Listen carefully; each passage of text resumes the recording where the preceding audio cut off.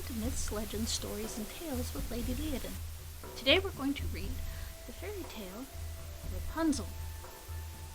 Now, who knows what the story of Rapunzel is about?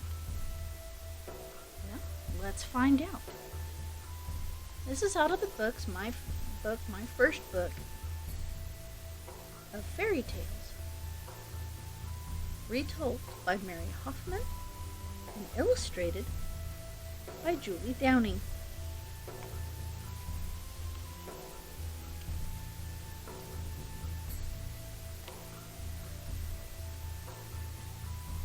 Once upon a time, there was a man and his wife who had the bad luck to live next door to a witch. They longed to have a child, and at last their wish was granted. One day, the wife had a craving for some wild garlic called Rapunzel, growing in the witch's garden. Her husband picked some for her, and she ate it. The next day he went back for more, and on the third, the witch pounced. "Why are you stealing my wild garlic?" she asked. The man explained that his wife had a craving for the plant. "Well, I won't harm you,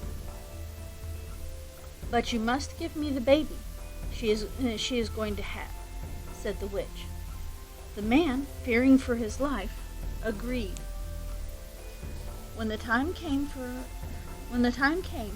the wife gave birth to a lovely baby girl, but the witch came to take the baby away. She was called Rapunzel, just like the wild garlic plant. The witch brought up Rapunzel, and when she was 12, locked her high in a tower that had no door or stairway. Rapunzel had beautiful long hair, and when the witch wanted to visit her, she stood at the foot of the tower and sang, "Rapunzel, Rapunzel, let down your hair, that I may climb without a stair." And then she would climb up Rapunzel's hair. That's some pretty strong hair.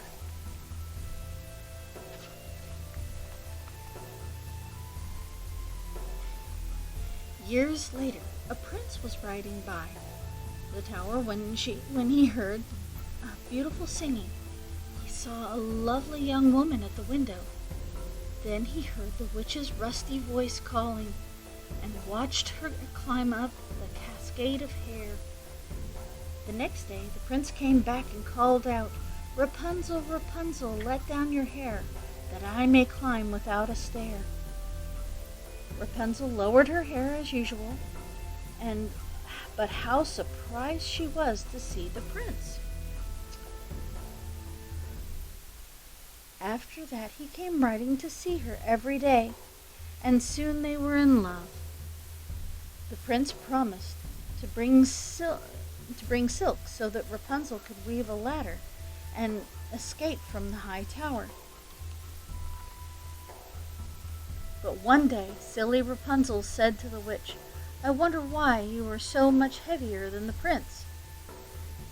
It never hurts my hair so much when he climbs up to visit me." Snip, snap, the witch put an end to Rapunzel's romance by cutting off her lovely long hair. How sorry Rapunzel was for her foolishness. The witch spirited Rapunzel away and left her in the desert, where the poor girl wandered around, lost and alone. She had lots and lots of time to feel sorry for letting the witch know she had a prince visiting her. Meanwhile, the wicked witch had tied Rapunzel's hair to the window frame. When she heard the prince call, she let down the golden tresses as usual. Now it was the prince's turn for a surprise, and a very nasty one. Ooh, no, what's going to happen? He tumbled down from the high tower, and the witch made him go blind. He crawled away, unable to see where he was going.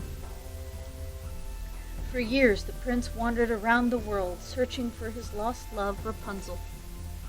After a long time, he found himself in a desert. He was hot, tired, and thirsty, and then he heard a lovely voice singing, such a sad song that it made him weep. "Rapunzel," he cried, "Rapunzel, can it be you?" It was Rapunzel. She ran over to the prince and threw her arms around him. When she saw that her prince was now blind, she cried. Her tears fell into his eyes, and he suddenly could see again.